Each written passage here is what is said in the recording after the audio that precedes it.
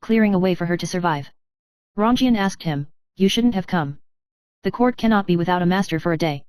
He only said lightly, "What is the meaning of the throne if you are not there?" The two men smiled at each other.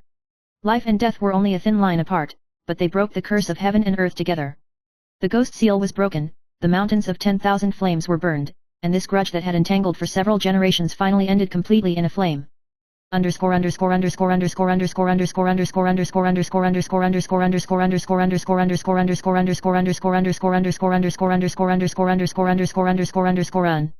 Chapter 11 Return to the mortal world, no longer concerned with the country. After the war, the king of Bailing passed away, and the court officials again persuaded Chen Ju to ascend the throne as emperor. But he handed over the talisman, removed the king's seal, and walked away from the palace with Rong Yan in his arms. No matter how vast the country is, without you, it is like a cage. Rong Yan is no longer the decisive swordsman, but a woman who sits with him to make tea and occasionally quarrel. They bought a bamboo house, a wall of flowers and vines, and a stream of light boats in the water town south of the Yangtze River. She practiced her body again, and he drew and wrote every day. Sometimes people recognize Rong Yan and come to ask for sword skills, but she only smiles lightly. No matter how high the swordsmanship is, it is no match for one person who is dedicated to guarding one.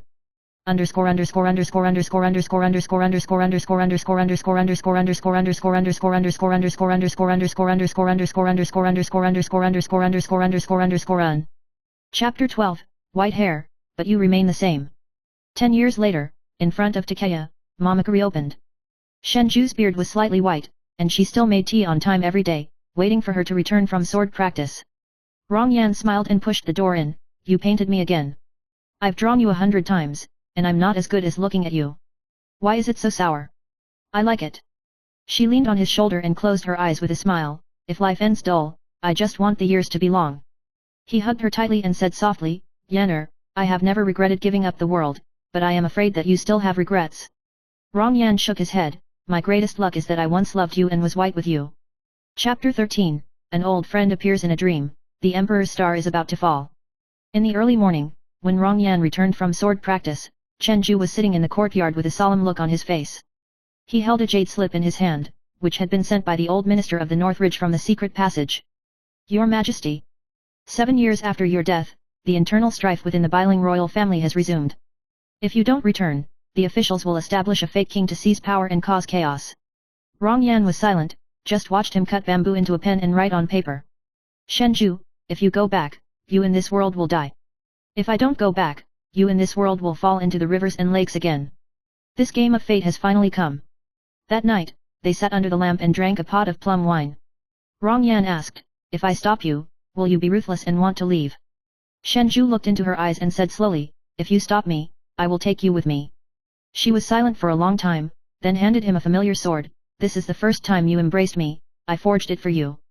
He took the sword, and there was a glimmer of light in his eyes. Chapter 14, The king returns to the capital, all bows fall. Chen Ju and Rong Yan returned to the capital together. After 3 years of seclusion, they stepped into the Golden Palace again, but the situation was completely different. The Xi Chen party headed by the old nobles of Bailing had supported the son of the Grand Tutor as king, and people were resentful and the territory was divided. Chen Ju went straight into the Golden Palace without saying a word, and beheaded the Grand Tutor with a single sword at noon. When thousands of bows fell, Rong Yan suddenly drew his sword on the eaves, swept away the flying arrows, and broke the camp with one sword. Blood and light rose everywhere, and hundreds of officials knelt down. Shenju stood on top of the heavenly steps, roaring like thunder. "I have not come to ask for a throne, but to ask, who will allow you to insult my people and rebel against my fathers?" 3 days later, the Zikan party collapsed, and the Bailing cities welcomed a new master. But Chen Ju sealed the king's seal back into the golden box on the night of the enthronement ceremony. "I said that if I lost her, the world would have nothing to do with me." At this moment, he is no longer a minister, nor is he a king, but a husband of one person. Chapter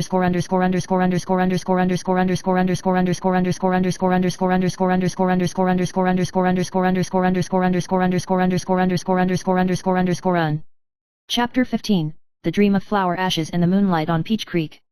Rongjian and Shenju did not stay in the palace any longer and chose to build a new home beside Doxy River. He taught the village children to read, and she taught the sword to the women and the old peasants. In spring, they brew tea, in summer, they row boats, in autumn, they harvest wheat fields together, in winter, they watch the snow and brew wine. Until one day,